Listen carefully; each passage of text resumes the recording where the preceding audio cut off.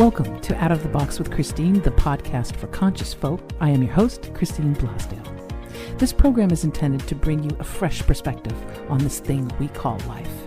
And in each and every episode, we're going to dive into the topics that matter most, with lively conversations on issues such as business, health, wealth, love, and transformational healing, all with the goal of creating a better world and becoming a happier human being. I will be your tour guide on this epic adventure, and as we embark on this journey, our ultimate goal is going to be one of transformation to our highest potential. And now, let's get out of the box.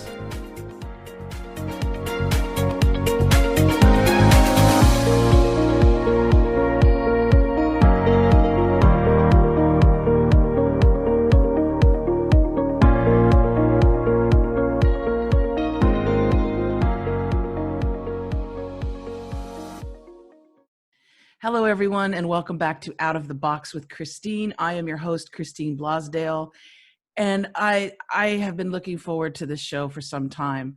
My guest today is the incredible David Getoff, who is a board-certified traditional naturopath and board-certified nutritionist.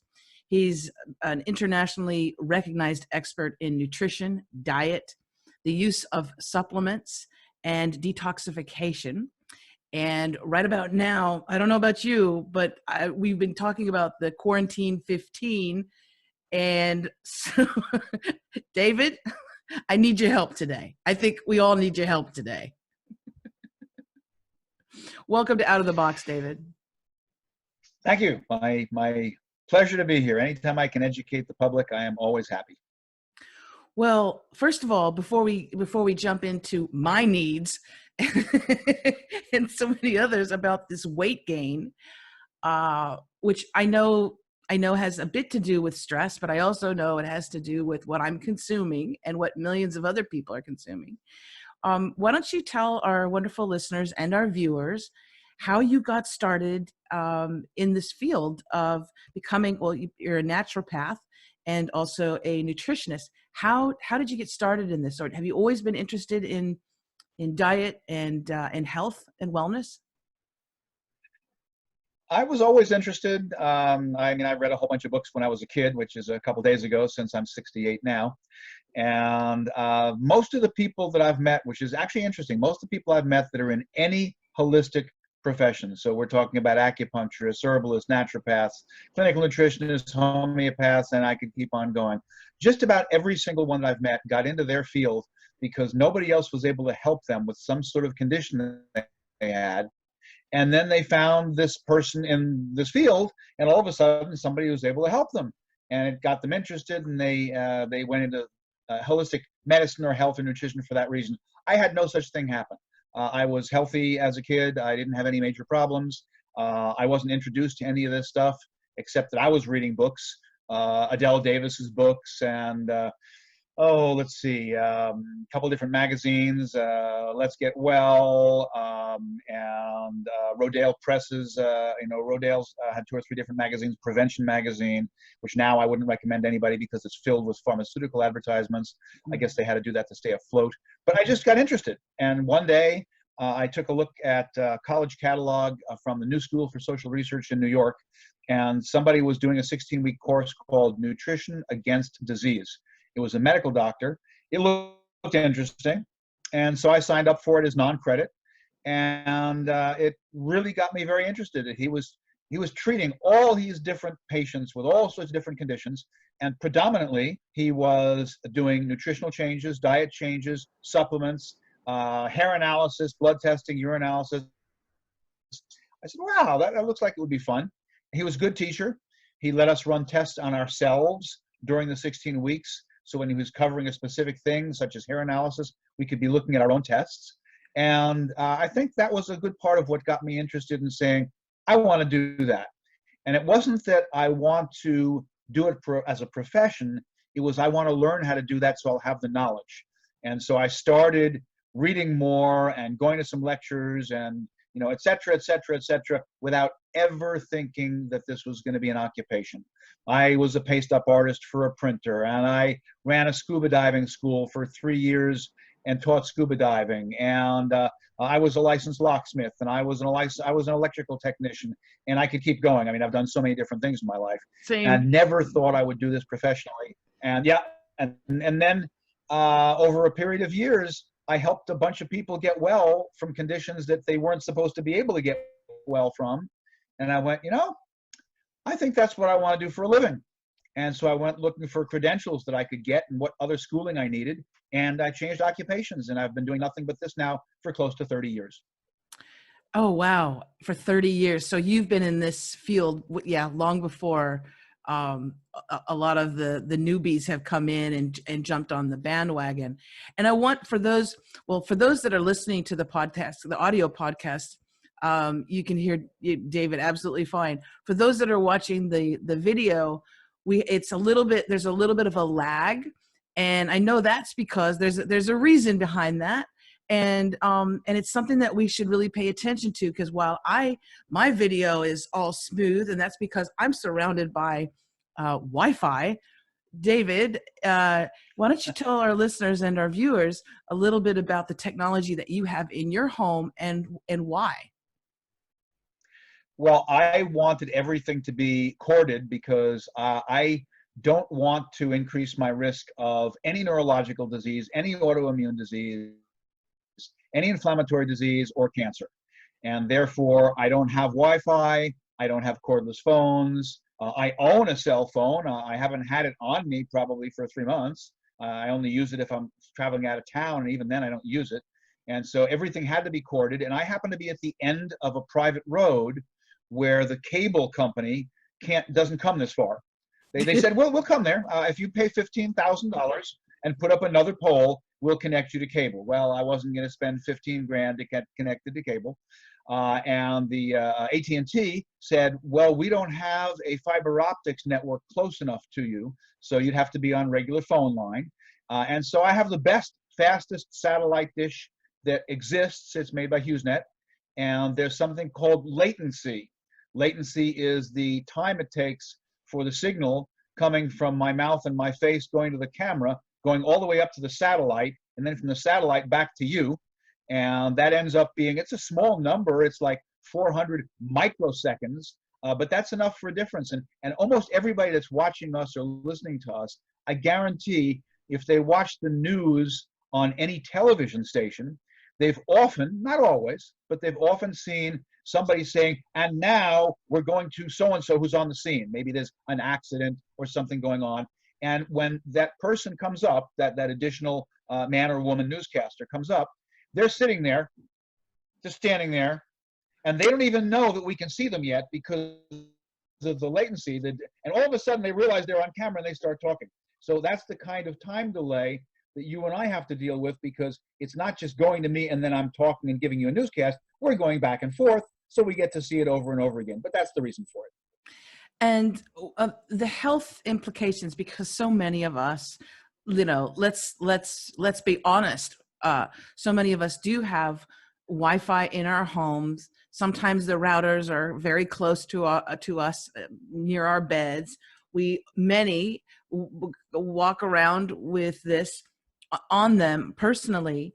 And what do you what do you say to those, and I'll include myself, that are surrounded in Wi-Fi? And is it RF? Is it the RF or the radio frequency, or is it something else that we need to be a little bit aware of?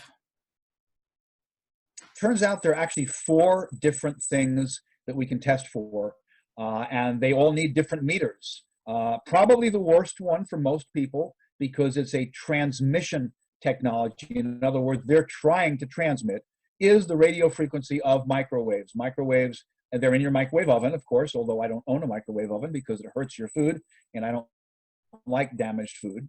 But it's microwaves. So microwaves are cell phones, cell phone antennas. Even if you don't use a cell phone, there's an antenna outside somewhere, and it's producing microwaves in your house. Your own microwave, if you have one of the digital electric meters on your house, which they call smart meters, those are sending microwaves into you. If you are using Wi-Fi in your house, as far away from your Wi-Fi router as you would be able to connect to it, with most routers, that's anywhere between 100 to 300 feet, it is hurting you. If you have a cordless telephone, as far away as you would be able to take one of the phones and be able to use it, it is hurting you. And if somebody wanted to take a look at that, there are a number of different meters out. Most of them are pretty much garbage. This is the least expensive, really good one. Let's see if I can get this on camera. Yeah, there we go.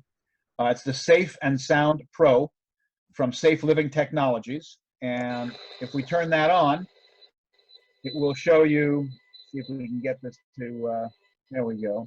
It will show you the amount of microwatts per square meter that it sees in here, which is about 50, and that's coming in from some outside antennas. If I had a cell phone within a couple feet of this, instead of reading 50, it would be reading somewhere between 50,000 and 100,000, and that's not good for you. What? So people don't realize the difference. So somebody, yeah. So what I usually do is when a patient is coming in, I have a closed circuit TV set. So I can look up and I can see that they've driven up, they've parked outside my office, and I grab that meter, I put it on my desk a couple feet away from me, and I turn it on. And then when they walk in the door, it jumps up, and instead of being at 30 or 40, it jumps up to maybe 50,000, and they hear it because I have the speaker on it. You can have them turned on or turned off. I have the speaker turned on. As they walk in the door, it starts screaming bloody murder. And somebody looks at me and says, David, what's making all that noise? And I go, oh, that's your cell phone, or that's your Apple Watch, or that's your Fitbit, or that's your tablet. And they go, no, on your desk. I go, yeah, on my desk. That's been nice and quiet. It's been nice and quiet until you walked in the door, because it was registering about 30 microwatts, and now it's registering 30 or 40 or 50,000. And that opens a discussion, and then I bring it up and I put it, next to their Apple Watch or Fitbit, and then you hear the fact that they're going bing, bing, bing, bing, bing, bing, bing. And what the experts have shown us is that the pulse is far more dangerous than a steady field. So the ones that are pulsing, which is most of them, are even worse for you. And so I opened it up as a discussion. About 8 months ago or so, I was at the EMF conference. They may still have some of the information online. It was EMF conference, either .com or .org, I don't remember. And they may still have the stuff up there. You may even be able to buy the rights to watch the presentations. What I thought was interesting is here we have the public that assumes that if any of this stuff was really bad for us, our government would have protected us sell it to and us. said you can't have it out there. Wrong. Right. They don't realize that this stuff has been studied. Yep, it's very dangerous, and they don't know it. But what I thought was the most interesting part of the entire conference was just a little tiny snippet that they announced to us before the conference started, about 6 months before when I signed up. It was announced at a conference I was at that this conference was coming up, and that they were having a hard time finding a place to house the conference, because as they contacted all of these PhD research scientists in different countries all over the world, in Europe, in Australia, in New Zealand, in Israel, and say, look, we're having this international conference on all of the research on electric and electromagnetic fields. We would like to pay to fly you in to be one of the presenters because you're one of the PhD research scientists. A number of these scientists said we would be more than happy to present to your big room full of 300 or 400 health professionals. However, we will not lecture in a lecture hall that has Wi-Fi, and we will not sleep in a hotel that has Wi-Fi. So if you can find a hotel and a lecture hall where if we bring in a meter, there's no Wi-Fi signal, we will happily let you fly us in to do that. And so here are the people that are doing the research won't even be paid to come in and tell us about it if they have to sleep in a room with Wi-Fi in the hotel. So they had to find a place that was willing to turn it all off for the 4 days of the conference. Wow. That's how bombarded we are all of the time. And now with 5G technology, as we're all inside, apparently one of the businesses that has not stopped is the installation of 5G towers. And my understanding is that 5G is also, it's pulsing, right? It's constantly pulsing. And they say, well, we need to have it closer to you instead of a cell phone tower, a few miles away. We need to have these 5G towers really kind of close to you in order to work. And it's the best thing since sliced bread. Oh, I don't think so. That is correct. 5G, no, 5G is very directional. In order for it to be strong enough to do what they want it to do, which is download movies much, much faster and have communications much, much faster, the antenna has to be within 600 feet or less of your house. And so they're putting up millions of additional towers, because right now, a lot of people have very good reception on their cell phones. I call them your cancer-causing devices. That's the way I refer to them. But they have very good reception on them, and the closest tower might be 3 miles away. Now it's going to have to be 300 or 400 feet away instead of putting them absolutely everywhere. So in order to be safe from that, you're going to have to, number one, you're going to have to buy a good either U.S. or a UK or someplace else in Europe or Canadian-made microwave meter. The one I just showed is the least expensive, really good one. The other really good ones are made by Gigahertz Corporation in Germany, but that's like $1,000. This one is just as good, and it only costs about $380. Can you say what the name is again of that meter? Sure. It's made by Safe Living Technologies, and their website is S for safe, L for living, T for technologies, slt.co, not .com, .co for company, slt.co, and it's called the Safe and Sound Pro. And it's right around $400, and it's just as accurate and tested, as the much, much more expensive ones in Germany. So if you have one of those and you walk around your house, now you know what's going on. If you have your cell phone on, you can see that, maybe it's in airplane mode. Maybe it's not doing much now. Then all of a sudden it jumps up to 10,000. Well, why did it do that? Well, because Wi-Fi is no longer turned off in airplane mode. Well, wait a minute. Wi-Fi used to be turned off in airplane mode. Yes, but now the airlines don't want to have screens on the back of every seat, because that costs them an extra bunch of $100,000 on the new planes. They would rather you just have to watch all of the movies on your own iPad or laptop, or smartphone. And so they put Wi-Fi in, and therefore all of the cell phones, when they started updating a couple of years ago, the phones would no longer turn off Wi-Fi in airplane mode, because you have to have it in airplane mode up in the airplane, but they want you to be able to receive their Wi-Fi signal. So your phone is no longer safe now when it's in airplane mode. Now it has to be turned off. Is it safe when it's turned off, like when you shut down the power? Is it safe, or do you know if it's still emitting some weird, evil little signal? Apparently it depends on the phone, because the police agencies, CIA, FBI, whoever they are, they want to be able to turn on your phone and either monitor you if they get maybe a search warrant. They want to be able to ping it and see where you are. And so a lot of them are not really totally off. They're still sending out signals to the GPS satellites to see where they are. So the only way I would ever be able to answer the question for somebody of whether their particular cell phone is totally safe when it's off is if I have their cell phone, I stuck it on my desk or someplace in my house, I put on the Safe and Sound Pro, and Safe and Sound Pro has 3 different readouts on it. So one of them tells you what it's seeing right now. That's the top one. The next one tells you what the highest signal it has seen since you turned it on. And then the bottom one tells you the average, which I don't care about. So I could turn it on, walk out of the room for 10 minutes, go do some other stuff in my house somewhere, then come back in and see whether during that 10 minutes it ever sent out a pulse, and if so, how high it was. It's one of the things I like about the Safe and Sound Pro, that it locks in the highest thing it's seen since you turn it on. That's the only way I would know. Now, there is a company, and I'm hoping that this thing comes out pretty soon. There is a company called Mudita, M-U-D-I-T-A, Mudita.com. See if I can have this thing show up there. Yeah, Mudita, free yourself.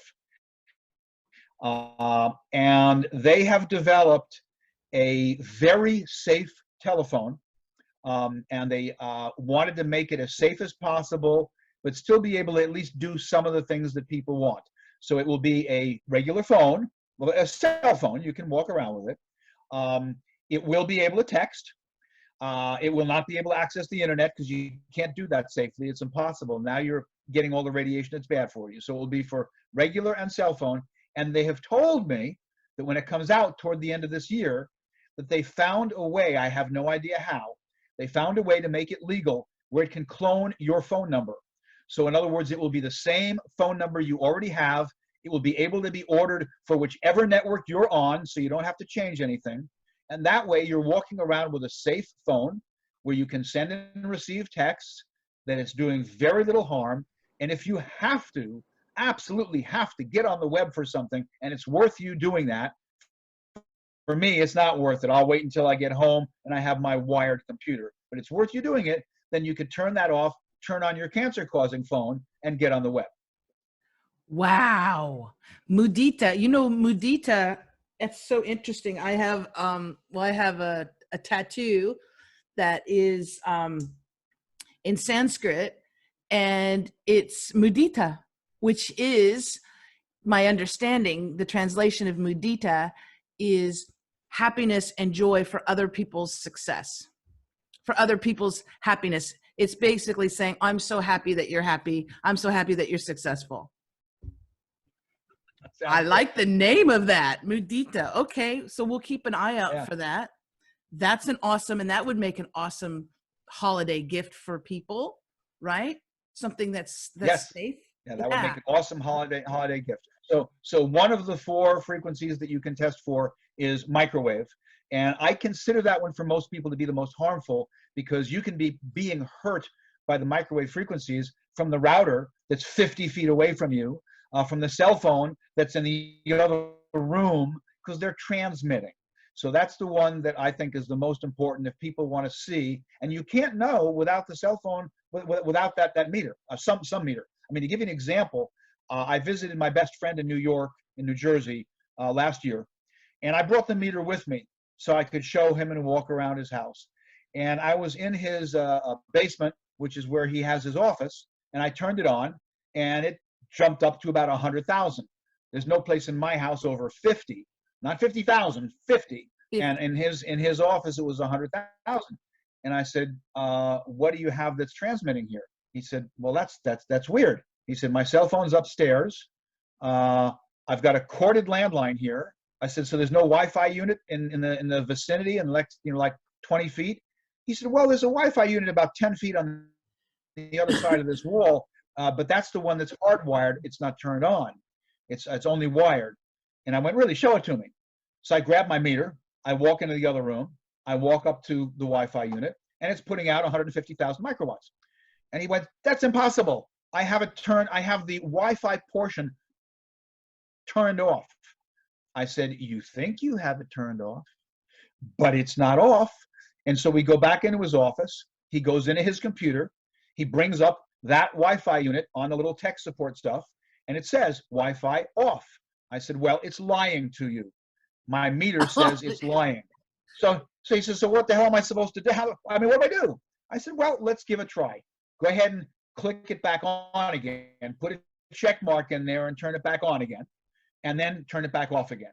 So he turned it on and turned it off, and now I walk into the other room, and now it's reading 0. So it was lying to him. He thought it was off for all these years, and it was on. He said, how does that happen?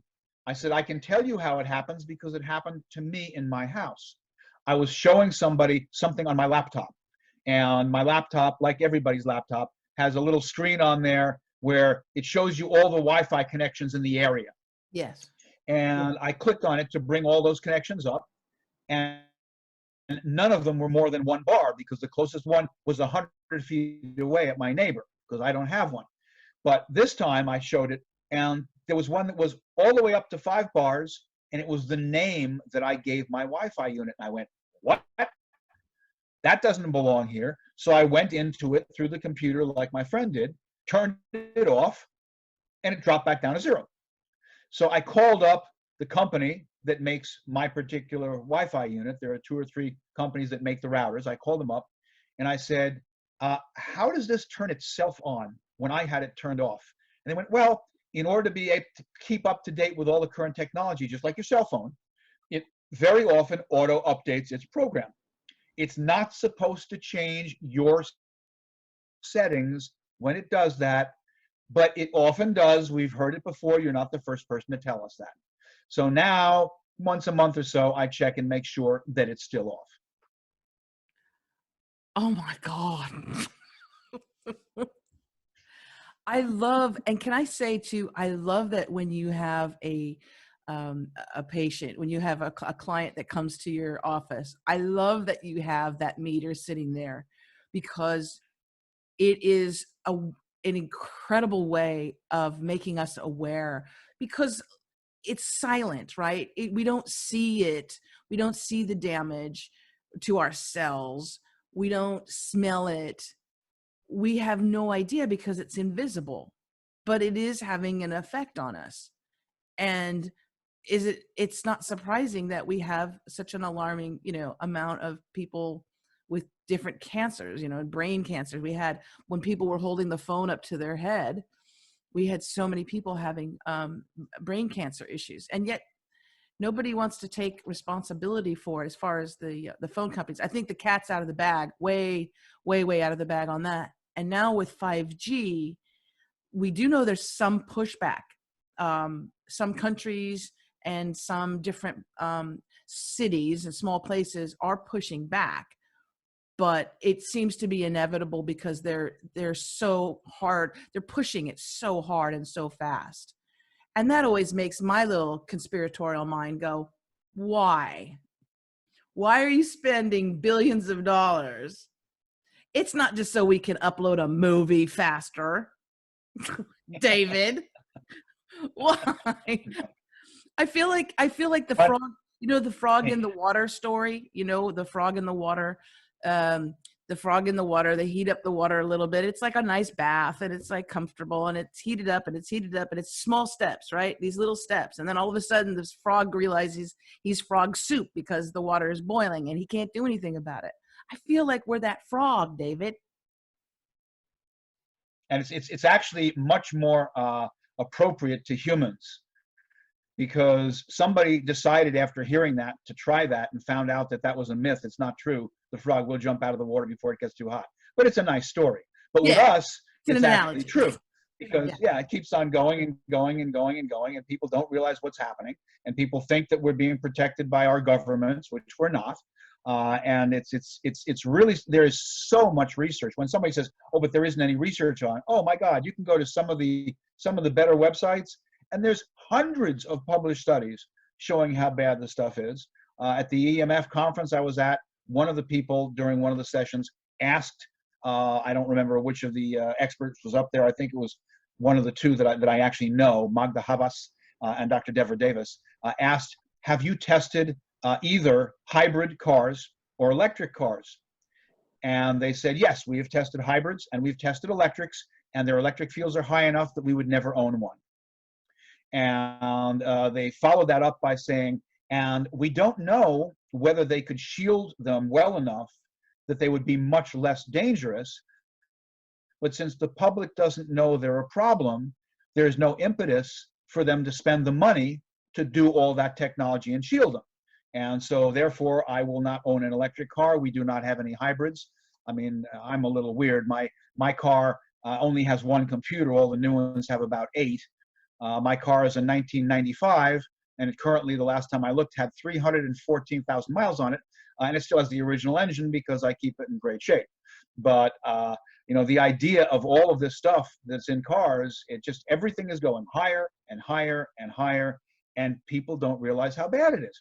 But one of the lecturers, one of the scientists, made a comment, and I'd never heard anybody use this logic. I liked the logic, so now in my lectures, in my class, I add this in. And what, I don't even remember if it was a man or a woman, but what they said was, "So, do you leave the oven in your house? Let's say that you use your oven maybe once a day to bake something, or once a day to cook vegetables. Do you leave your oven on 24 hours a day, 7 days a week, so that the second you need it, it will already be up to temperature?" And of course, everybody's going, "What the heck kind of a stupid question of that is? Of course we don't leave our oven on." And then he said, and do you leave your car idling outside your house if you're in a safe area where it won't be stolen? So you won't have to worry about starting it, especially during the winter, so that it stays warm. Do you leave it idling the whole time? And of course, everybody's saying, well, why the hell would I ever be able to do that? And he says, okay, so you don't leave your oven on 24 hours a day, even though it wouldn't hurt you. All it would do is use up some of your money. You don't leave your car idling 24 hours a day, even though it wouldn't hurt you. It would only use up some of your money. But you leave on your cell phone sitting in the house 24 hours a day, even when you're asleep and you're never going to use it. You leave your Wi-Fi on 24 hours a day, irradiating everybody in the house and hurting you, even though you're not going to use it. That's really stupid. You all need to go to Home Base, Home Depot, Dixie Line Lumber, Ace Hardware, whatever's in your area. Pick up one of these timers that you can plug your router into, set the little dinguses on there, so at the time at which everybody goes to sleep, automatically it turns off, because you're never going to remember. You'll be in bed and go, oh, I don't want to get out of bed and turn it off. It's so cold. Set it so it automatically yes, turns right. it off. So, right. So at least for the 7 to 8 hours that you're asleep, you're not being irradiated, and at least that's a benefit. Oh my God. Okay. We're doing that here. You know what I did one time, David? And it was the best feeling in the world. I remember I was living in San Diego. I went to college there. I went to San Diego State University. And shortly after I had graduated, I was in a small little house, like a guest house. And I don't know what even made me think about this, but maybe it was I had seen a lecture or read something about the fact that also we are constantly surrounded by electricity. Just because your lamp is turned off, it doesn't mean that there's not an electrical current that's going, through it, because it's plugged in. There's a charge. Yep. But when you think about it, like, we're surrounded in a cage of electrical wires, and everything that's plugged in, it doesn't matter. Whatever is plugged in, if it's a lamp, or if it's a heater that's turned off, it's still got an electricity, right? So I went to the, your power switches, your box, the whatever, that electrical box, Circuit breaker panel. the circuit breaker. I went to the circuit breaker and I turned everything off. I mean, everything. So my refrigerator wasn't wasn't cooling. There was no electricity, and immediately my energy field went, ah. And then when I went to sleep, I had the best sleep. And I didn't realize, you don't realize what's happening to your body until you don't have it. It's kind of like going to Hawaii, and sitting on a beach and going, oh my God, I really need this. I need the sunshine and the water and the cool breeze. When you turn off from the circuit breaker all of the electricity that's in your cage house, and I couldn't believe how good I felt. Now, I don't know what that does, if you can do that all the time, and I haven't a clue if that raises your rates. I don't know, but it makes me want to do that now again. To the house. The professionals that do this kind of work, they're called biobiologists, BAU biologists, and it started in Germany, the Biobiology Institute. And they will, in Germany, they know about this. Here, you'd have to have been told about it. When they design a house, if they're trying to design the house to be safe, they set the house up so that the bedrooms don't have any wires going through the wall to supply power to any other room except the bedroom. Therefore, you can turn off the circuit breakers that are going to the lights and the outlets, the receptacles in that bedroom, and not worry that you're also turning off your refrigerator or your security lights. And so they set them up on relays where somebody can throw a switch in the bedroom and it turns off the circuit breaker back in the panel before you go to bed. And so now you're in a box that no longer has active wires in all four walls and the floor and the ceiling, but you have to wire the house that way, because otherwise there are wires that are going past there into other areas. Those have to be done differently. So that's all a possibility. And when I said there are 4 different types of electric fields to measure, One of them is the microwave field for the meter I showed. A second is called dirty electricity. And those are frequencies that we don't need, that are not part of what we are using when we're plugging some appliance in, but they're sort of tagging along on our electric lines.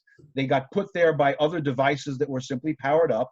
They're not needed, and it's called dirty electricity. You'd need an oscilloscope to see it, but there are meters from the two companies that make different devices that can help you to remove the dirty electricity.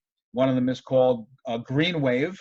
They're called green wave filters. And the other is called Stetzer, which is Stetzer Electric. Both of them have dirty electricity meters that you can plug into an outlet and see how much dirty electricity there is and put these devices in to ground it off. So number 2 is dirty electricity. And number 3 and number 4 are electric fields and electromagnetic fields that are not transmitting. So it's not something that's sending a signal to your cell phone or to a tower, 2 miles away. It's just bringing electricity into, like you said, to your lamp or to your heater. And if it's sitting there and not going anywhere because your lamp is not turned on, then it transmits an electric field. If you turn your lamp on and now it's going back and forth 60 times a second, now it's an electromagnetic field. Those are 2 different meters, an electric field meter and electromagnetic field meter, although usually there's a switch and you can turn both of them on the same unit. On my website, there's a lecture I did at the Encinitas Library where I went over EMFs. They asked me to come up and give this a couple months after the EMF conference. And so I talk about a lot of that. And anybody can go to my YouTube channel. If you go to my website and just click on where it says David Getoff's YouTube, it brings you right to my YouTube channel, and scroll through all the stuff until you see Encinitas Library EMF lecture. And you can listen to a whole bunch of stuff I did there. There's a movie that came out about maybe 2 years ago called Generation Zapped. That's us. We're the generation that's always being zapped. So they've got a whole bunch of stuff on that.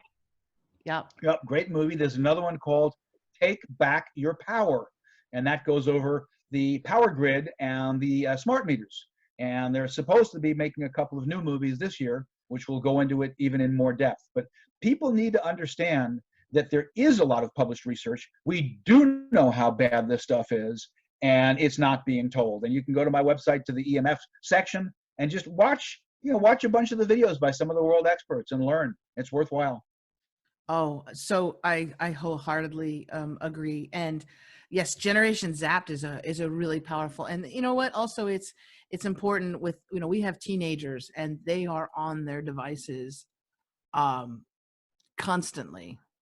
And so I think that might be a good it might be a good movie night program to watch with them, just to make them aware, so that they're conscious, because they're not, they just, they want to be social, they want to be with their friends, they want to see what's going on. And especially when there's peer pressure and everybody else is doing it, right? It's something that they don't really consider, and we don't as parents consider it either. We give them a phone because we're like, well, we want them to make sure that they're connected. And of course, would you like to increase your risk of brain cancer as you get older by maybe 300 or 400%, or an autoimmune disease or a neurological condition? Real easy. Just sleep with your cell phone under your pillow. Yeah. Well, we're going to be changing that tonight. So David, there's this, there's this little thing called COVID-19 and coronavirus, and apparently it's shut down the entire world economy. And it's really actually also given a lot of heads of state and governments a lot of power over everything. And there are people that are suffering different issues. I want to know what your thoughts are on this world that we're in right now, and what you're recommending to people, the best ways to help increase and boost their immune system, because obviously too, people are stressed, and stress takes a huge toll on your immune system. But what's your thoughts on this? What's your thoughts on this whole thing, David? Well, is the best way to prevent getting wet when it's raining to stay home? No. Is the best way to prevent your house being flooded every time it rains, to just, maybe find some other house someplace and go into one that doesn't. No, get a better roof. So you have to make sure that what you're doing is correct for what's going on. And whether or not you get some kind of illness that has to do with a pathogen, which would be either a bacteria, a virus, or a fungus, is always going to be predominantly dependent not on whether you're exposed to it, but on the functioning level of your immune system. And all of the immunologists know that, but nobody is talking about it. They're, shelter in place and quarantine. No. We don't want to do And the that. You mask. don't know where this virus is. It's going to be everywhere. Yeah. Well, right. Well, wear a mask, which of course will reduce your lung function, reduce the oxygenation of your blood, and bring your immune system down. So number one is improving your immune function, which is actually fairly easy, although you have to know what to do and be willing. So that's the reason that about 2 months ago or so, I put up a 5 or 6 minute video on my YouTube channel on improving your immune system. And then I realized that YouTube is pulling all these videos off if you talk about anything. So I also have it on my own website in the COVID-19 area. But the two things that are most important are, number one, not to eat food which reduces your immunity, and number two, to take the nutrients that improve your immunity. So very simple. What foods do we absolutely know for a fact reduce immune function? And that's very easy. That's every single type of sugar and every single type of food which the body turns into sugar, and therefore it raises the sugar because it's turned it into it. So that's three categories. That's sugar, starch, and alcohol. I call them sabotage foods. I give them a name. Sugar, starch, and alcohol. The more you can remove those, the more your immune system goes up. And people, wait, why does sugar reduce your immune system? Why does starch, you mean if I eat a piece of bread, my immune system is going to be depressed? Yes. For how long? 4 to 6 hours. How do we know that? Because they took blood samples from people and they looked at how well the immune cells, one of which is called a macrophage, is doing its job. And then they give that person maybe 2 teaspoons of sugar, okay? There's 14 teaspoons of sugar in 1 can of most soda pops. They give them 2 teaspoons of sugar. 1 piece of bread, your body will turn into 4 or 5 teaspoons of sugar. 1 piece of fruit has got more than 4 or 5 teaspoons of sugar. So they take a look, and for the next 4 to 6 hours, your macrophages aren't doing their job as well. Same thing with alcohol. So we know that alcohol, sugars, and starch depress your immune system for 4 to 6 hours. And I don't know very many people, except for my patients and my students, that don't have either alcohol, starch, or a sugar, or 2 or 3 of those, at every single meal. So that means the only time your immune system is working a little bit better. In lockdown with children, most people are like, you know what? Mommy needs wine. Mommy needs some wine. Mommy needs wine, and we want to make the kids be quiet. So let's give them something they like, like candy and cake and cookies. And bread, because bread is a comfort food. Yeah. So we're having bread. We're having bread is a comfort food. Let's have a nice sourdough bread with a glass of wine, which is like my diet. That's why I'm gaining weight too. Oh yeah, good weight gain food. That's my gosh, because of weight gain foods, diabetes foods, immune suppressing foods, cancer causing foods, feeds the cancer cells. So number one is, as much as you're willing to bring down the starch, sugar, and alcohol, we basically don't eat starch, sugar, or alcohol. And there are plenty of healthy sweeteners out there. If you want something sweet, you sweeten it with Lohan or Yacon syrup or stevia, which most people mispronounce as stevia.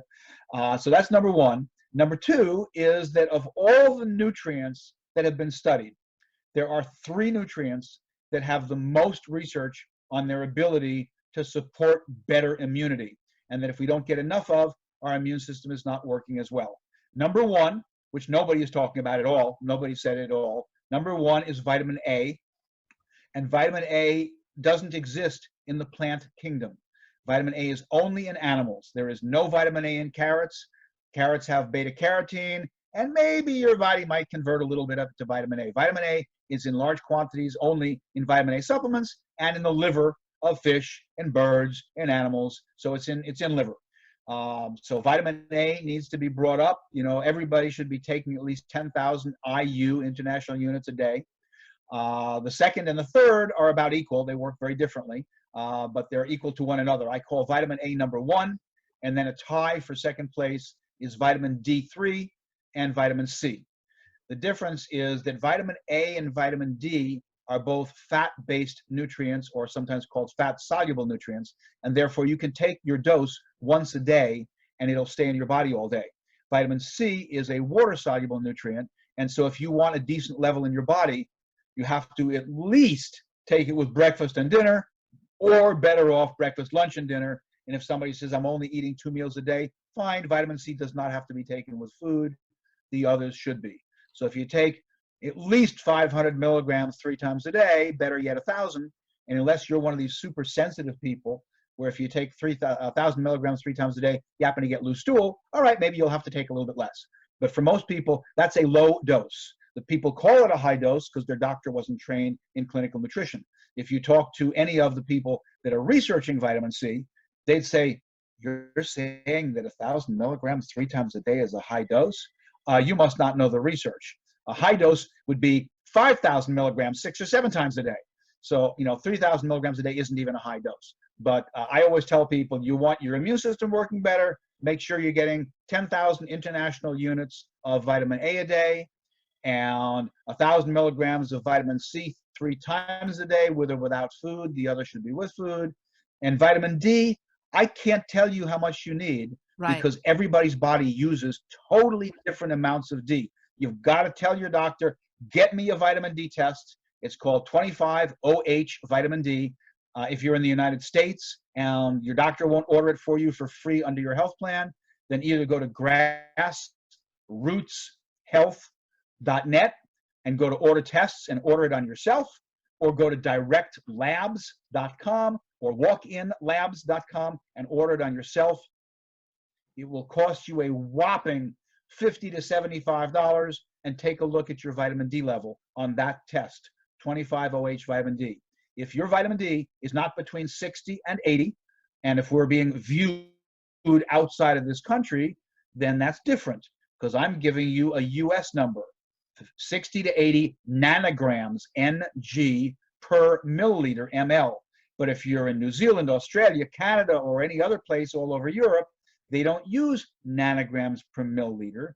They use nanomoles per liter. So instead of NG/ml, you would say NML for nanomoles per liter. That's a different number. So instead of being between 60 and 80, now I want you to be between 150 and 200. So you got to check all that. And your doctor wasn't given this information. I've gotten so mad just in this last week. I've had 2 patients that came into my office. I always say, please bring me any lab test you've done. And these 2 women came in for their appointments. One of them gave me her lab test, and she said, I stopped my vitamin D because my doctor said it was too high. And I'm looking at her lab test, and her lab test says, vitamin D, normal range, 30 to 100. Yes, that's the normal range. It's not the healthy range. Healthy range is 60 to 80. Normal to the rest of the population, right? Right. Normal range was 30 to 100. And I look at the test results for her range, and this woman's range was 73. So that's perfect. That's right where I want it, between 60 and 80, and she's at 73. It's also within the normal range, which is 30 to 100. And her doctor said, stop your vitamin D, it's too high. And I said, what part of between 30 and 100 makes 73 too high? She said, I don't know, I didn't look. She just said, stop it, so I've stopped it. I said, good, now start it back up again. And I've had 2 different patients whose doctors looked at their tests. Both of them were in the normal range printed on the US lab report. And both of their doctors told them, stop taking your D, it's too high. And one of them said it was because it was higher than his other patients. So one of the women, she just said, stop it, it's too high. The other doctor said it's than my other patients. So I said, so basically your doctor wants you to be as unhealthy as his other patients. Wrong. Well, and especially since with D3, the majority of the population is way under, because nobody's telling you, nobody's talking about D3. Nobody ever says anything about vitamin A, which means to me, and also it's very hard to get. Like I was just looking, because I've spoken to you about this before, and I was looking online for some vitamin A resources, and there's nothing. There's tons of vitamin C, although I know there's different kinds of vitamin C. That's another question I want to ask you. Like, I've heard of ester C. Is that a particular brand, or is that a particular quality of a C? Ester C is a brand, Okay. and they Ester C put out a whole bunch of hype, making it sound like their vitamin C was better than others, which has been proven to not be true. They were actually lying. And ester C is calcium ascorbate. So they've bound the vitamin C molecule to a calcium molecule. Too much calcium causes heart disease. So Yes. I actually don't want somebody taking ester C.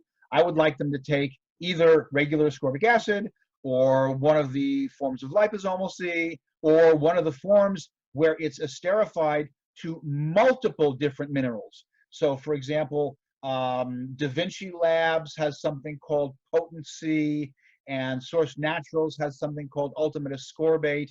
And these are where they bind the ascorbic acid, which is vitamin C, to some magnesium and some calcium and some zinc. So it's got zinc ascorbate, magnesium ascorbate, calcium ascorbate, potassium ascorbate. Not all calcium. That's too much calcium. Gotcha. And so how do we get the vitamin A? That would be in a supplement that we can find that is 10,000 IU's per serving. But are there Yeah, food probably sources? the largest. The only food source is liver. So for those people that like liver, which is that many, Yeah. I mean we eat liver, but most people don't. If you eat a portion of liver, so maybe you eat 8 ounces of liver, and that's your meat for the particular night. That Yeah. 8 ounces of liver, depending whether it's beef liver, lamb liver, chicken liver, turkey liver, that 8 ounces of liver will supply between 60 and 80,000 units of vitamin A, and that'll be enough for the next week or two. But otherwise, probably the company that has that's got the biggest well-known reputation for good supplements that has A is Carlson, Carlson, Carlson Laboratories, and they've got an A10,000, natural A10,000. If you take a look at the back to see where the A came from, which I want people to do, it says from fish liver oil and retinol palmitates. That's a nice natural vitamin A. They've got one that's A10,000, and they've got one that's A10,000 with, and the 10,000 is IU, international units. And I have to say that now because the FDA is changing their units of measure. They're using micrograms and other different things. When I'm giving a number for A, I'm giving you the number in IU, international units. And they also have another one that's 10,000 IU of A, but it also has 400 IU of vitamin D, and that's fine. A little extra D isn't going to hurt anybody. So either of those two, one a day, at least will make you not be too deficient. And I've got thousands of patients and probably hundreds of thousands of my students that take one of their 10,000 vitamin A's every day and have for years and years and years and years. David, how come we haven't heard of vitamin A? How come our physicians and the world hasn't talked about vitamin A? Because I noticed that's your number one in relation to keeping our immune system healthy. And I know with vitamin D and D3, sunshine is a great source of vitamin D, but we need that D3. I know that. But with vitamin A, how come we don't know about this? Well, how come we don't know that fluoride in your water has never been proven to reduce tooth decay, but it does raise hip fracture rate and cancer rate?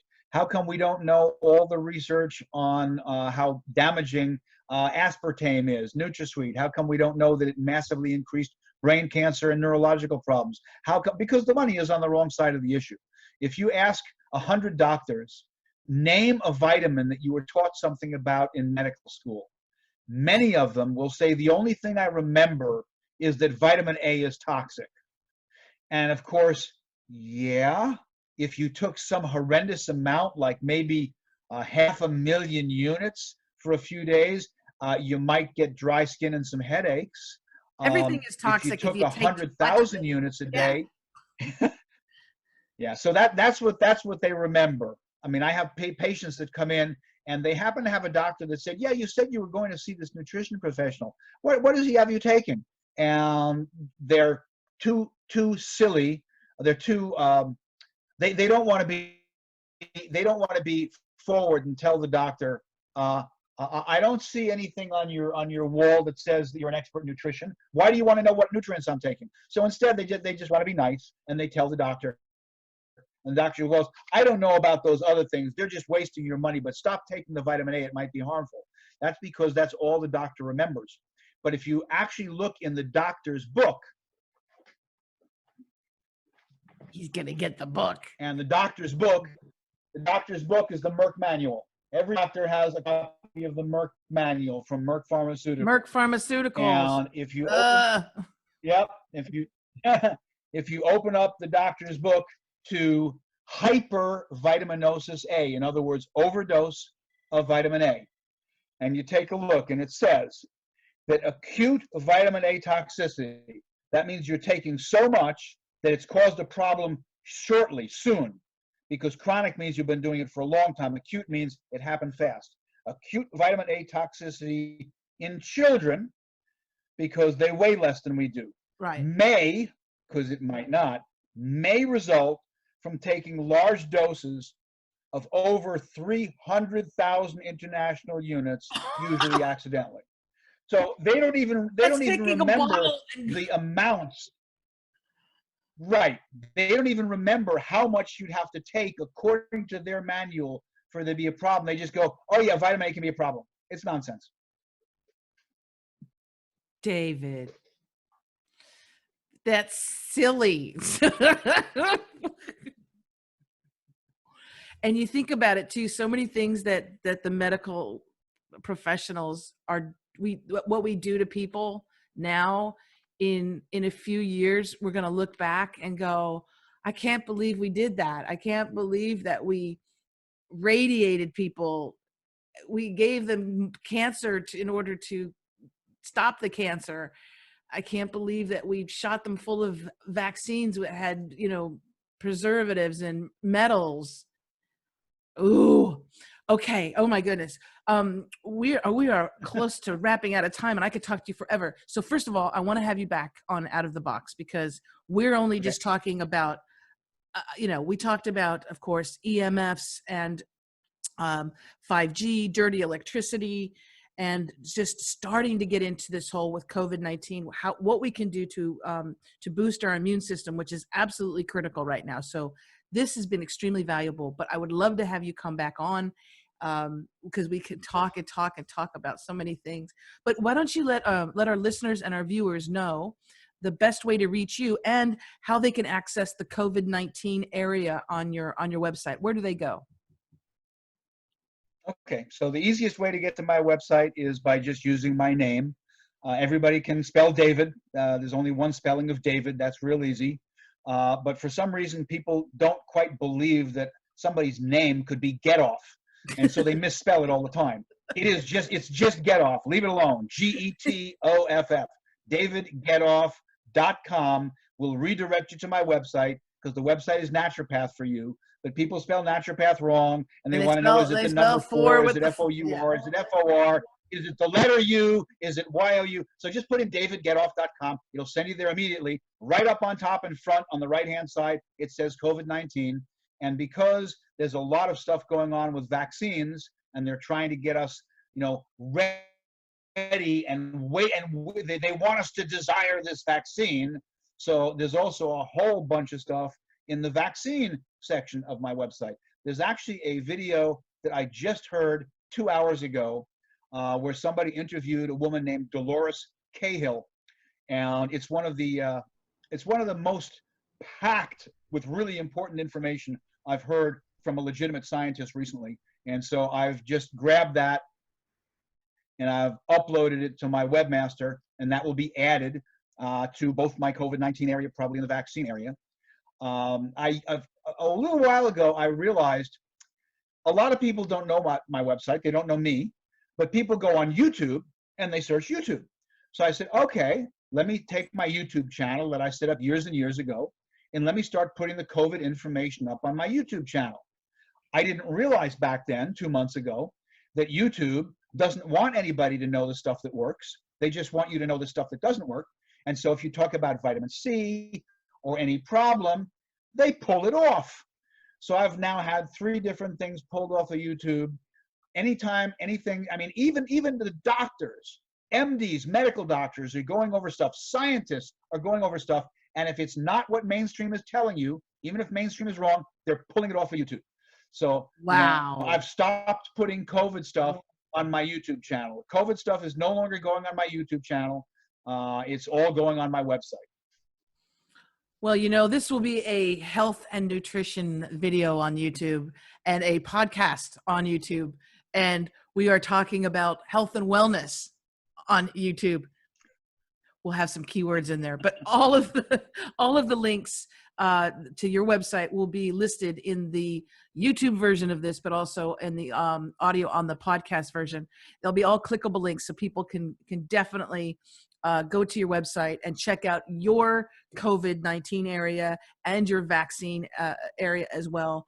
I am very concerned about this as well.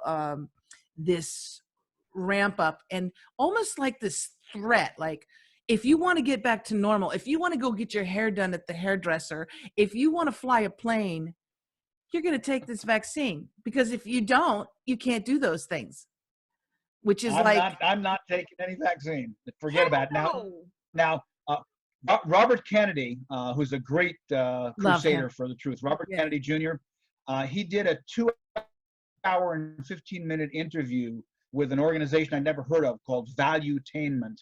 And I watched the interview, and it was so fantastic that I put it in the vaccine area of my website. And then I went, how many people are going to watch the 2 hours and 15 minutes? So I watched the whole video, and every time there was a segment there that had something really important. So like 7 minutes on what you need to know about the upcoming vaccine. I pulled that out, and I put that up separately. And I did a whole bunch of those. So I had, for 2 weeks, the 7 minutes on what you need to know about the COVID virus vaccine. It was on my YouTube channel for 2 weeks. YouTube pulled it off yesterday. But they're all in the Robert Kennedy interview section in the vaccine area of my website. Okay, so that's where we're sending people. We're sending people to your website. You know what? It's like Orwell. It's like 1984. I can't believe what they're doing, but there's a lot of people that are waking up, David, and that's the best part about this, is that if you have you gone to Bill Gates, his Instagram page? If you want to hoot, go to Bill Gates's Instagram page and look at any of his posts. His most recent post, he's saying how much he appreciates what the health workers are doing. And then another one is with him and Warren Buffett with his wife, Melissa. And the comments, hundreds of thousands of comments. I'm not taking your Gates vaccine, your ID chip. You can take it. You're burning hell, Bill Gates. And then he pays people to remove them, right? Like tens of thousands of them. And they come back and people are like, you can erase us. You can erase our comments, but you can't get rid of us. We keep coming back, Bill. So there's a little video that was entitled "Should We Trust Bill Gates?" and then there was an article on it. That's in the vaccine section of my website. It's a pretty good one. Okay, I'm going to mark that. Should we trust Bill Gates? I'll leave that up to our wonderful listeners. So much, David. I want to thank you again so very much. And for our wonderful viewers and listeners, make sure we'll have links to all of the references that David was making. We'll have those links, especially to his website. And again, my guest has been David Getoff, a board-certified traditional naturopath and board-certified nutritionist. And he's just, he's wonderful. I consider you a master teacher to me. And I thank you again for educating us all. And we're shutting off the Wi-Fi tonight. We're shutting it down, babe. All right, David. Thank you so very much. My pleasure, and I'll happily be back. All right. And I want to thank you, wonderful listeners and viewers, for joining us. And please share this on YouTube before they take it down. Share it as widely as you can. You can share it on your social media. You can share, of course, the audio version, but the video is so much better because it's so easy. It's just all you got to do is share and like and subscribe to this YouTube channel as well, so that you can be updated whenever we have a new show. Until next time. Oh, and go to outoftheboxwithchristine.com if you like for more details about this program. And until next time, remember to always think outside that damn box. Bye for now.